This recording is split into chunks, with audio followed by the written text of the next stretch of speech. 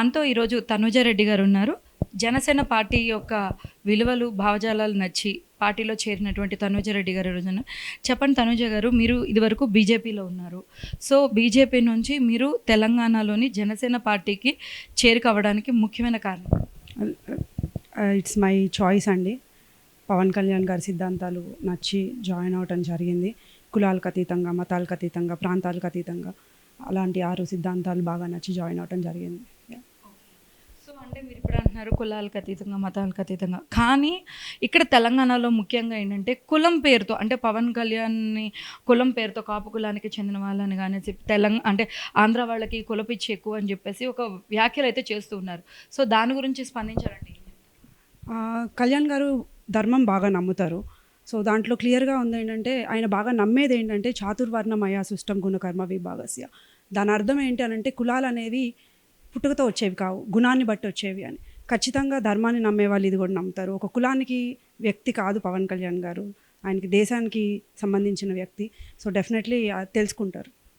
But ఆయన రాజకీయాల్లోకి వచ్చి 10 ఏళ్ళు దాటిపోతున్నా కూడా ఇంకా ఇప్పటికీ కూడా ఆయన ఒక సినిమా వాడిగానే చూస్తున్నారే తప్ప ఒక రాజకీయ పర్సన్గా కూడా కన్సిడర్ చేయకుండా ఐటమ్ సాంగ్ వచ్చి వెళ్ళిపోయినట్టుగా ఇట్లా కమెంట్స్ అయితే చేస్తున్నారు జగదీష్ రెడ్డి అన్న వ్యక్తి.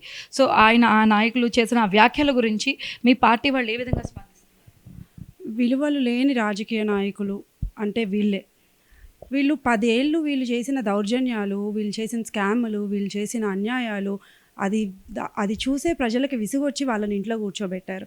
ఎంతోమంది రైతులు ప్రాణాల మీద, పేదవాళ్ళ ప్రజల ప్రాణాలు చనిపోయిన దాని మీద కట్టిన బిల్డింగులను చూసి డెవలప్మెంట్ అంటుంటే అది చూసి నమ్మే పొజిషన్లో ఏ ప్రజలు ఇప్పుడు లేరు.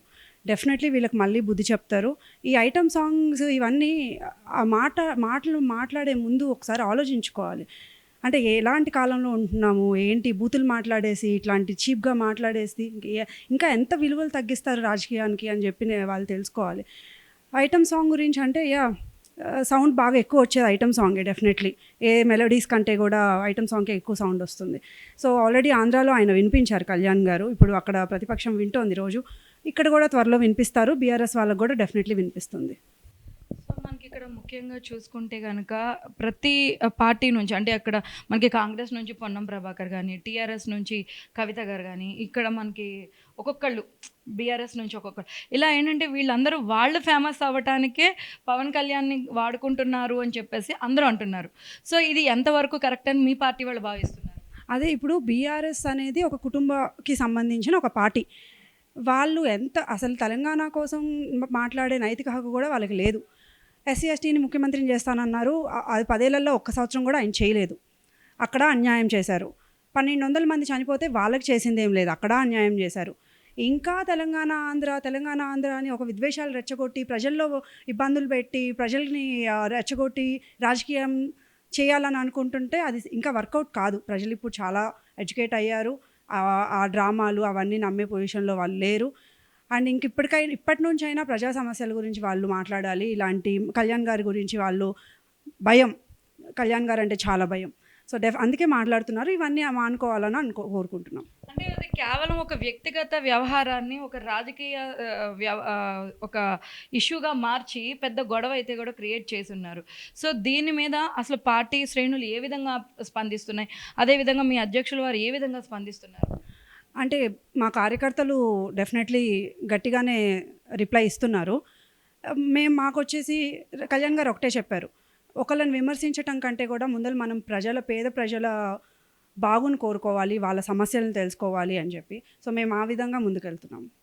సో అంటే ఇప్పుడు మనకి పార్టీలో అంటే వేరే పార్టీ నుంచి వచ్చే వాళ్ళకి ఇంపార్టెన్స్ ఇస్తున్నారా, ఎడ్యుకేటెడ్ పర్సన్సా, లేదు యంగ్ పీపుల్? ఎందుకంటే ఇక్కడ మనం చూసుకుంటే కనుక జనసేనలో మోస్ట్లీ యంగ్ జనరేషన్ వాళ్ళు ఎక్కువగా కనిపిస్తున్నారు. సో ఎవరికి పెద్దపీట వేస్తున్నారు ఇక్కడ? డెఫినెట్లీ అండి, యంగ్స్టర్స్కి బాగా పెద్దపీట వేస్తున్నారు జనసేనలో. ఐ రిక్వెస్ట్ ప్రతి వాళ్ళు వచ్చి జాయిన్ అవ్వాలి జనసేనలో అని చెప్పి. అండ్ ఉమెన్ ఆఫ్ కోర్స్ చాలా మంచి పొజిషన్స్ ఉన్నాయి, చాలా మంచి స్పేస్ ఉంది. పొలిటికల్గా రావాలి అని అనుకున్న వాళ్ళకి అగైన్ డబ్బుతో మాత్రమే రాజకీయాలు కాదు, విలువలతో కూడా రాజకీయాలు చేయొచ్చు అనేది నిరూపించింది జనసేన పార్టీ. సో డెఫినెట్లీ అందరు రావాలని కోరుకుంటున్నాను. సో మీరు జనసేనలో చేరారు. సో, జనసేన పార్టీ ద్వారా మీరు ప్రజలకు ఏం చేయాలనుకుంటున్నారు? ఏ విధమైన పదవి ఉన్నా లేకపోయినా ఎటువంటి సేవలు చేయాలనుకుంటున్నారు? ఇక్కడ మార్నింగ్ మండే నుంచి జనవాణి అని స్టార్ట్ చేస్తున్నామండి. So every day morning to evening, Sundays, weekends కూడా మేము అవైలబుల్గా ఉంటాము. లీడర్స్ అందరం ఇక్కడ స్కెడ్యూల్ చేశారు ఆల్రెడీ. సో ఏ మూల నుంచి ఏ ప్రాబ్లం వచ్చినా ఎవరైనా వచ్చి ఇక్కడ మాకు చెప్పుకోవచ్చు. 100% డెఫినెట్లీ చేస్తామని ఫాల్స్ ప్రామిసెస్ మేమేమి ఇవ్వట్లేదు. బట్ డెఫినెట్లీ వింటాము, మ్యాక్సిమం మేము చేయగలిగినంత చేస్తాము, పరిష్కరించేలాగా చూసుకుంటాం. సో, అంటే జనవాణిలో ఏమేమి తీసుకోబోతున్నారు? ఎటువంటి సమస్యలను తీసుకోబోతున్నారు? ఎందుకంటే మీరు ఇంకా ఇప్పుడు ప్రతిపక్షంలో కూడా లేరు ఇక్కడ. కేవలం పార్టీ మాత్రం ప్రారంభమైంది. సో, ఏ విధమైన సమస్యలను తీసుకోబోతున్నారు? వాటిని ఏ విధంగా మీరు సాల్వ్ చేయడానికి ట్రై చేయబోతున్నారు? ప్రజల సమస్యలండి డెఫినెట్లీ. ఇది అని కాదు, ఫార్మర్స్ నుంచి ఏదైనా కానీ కంప్లీట్ తెలంగాణ స్టేట్ మొత్తంలో ఎవరైనా వచ్చి మాకు ఇక్కడ చెప్పుకోవచ్చు. ఇదే ప్రాబ్లం సాల్వ్ చేస్తాము అని కాదు, మొత్తం ఏదైనా కానీ మేము డెఫినెట్లీ ఇక్కడ అకౌంటబిలిటీగా ఉంటాము, ఎక్నాలెడ్జ్ చేయడానికి మేము ఉంటాం ఇక్కడ. సో, విన్నారు కదా, వాళ్ళు కేవలం ఫేమస్ అవ్వటం కోసం మాత్రమే ఇలా పవన్ కళ్యాణ్ గారిని ఇలా కమెంట్స్ చేస్తున్నారు. సో, ఐటమ్ సాంగ్ అంటున్నారు కదా, ఐటమ్ సాంగ్ ఎప్పుడు కూడా హిట్ అవుతుంది. కాబట్టి ఖచ్చితంగా తెలంగాణలో పవన్ కళ్యాణ్ గారు కూడా హిట్ అవుతారు. ఖచ్చితంగా తెలంగాణలో జనసేన పార్టీ తన మార్కుని ఏర్పరచుకుంటుందని చెప్పేసి జనసేన నాయకులు అయినటువంటి తనుజరెడ్డి గారు తెలియజేయడం జరిగింది. ఇది ఇవాల్టి స్టోరీ. కెమెరామెన్ సుధాకర్తో కీర్తి, 9+ న్యూస్.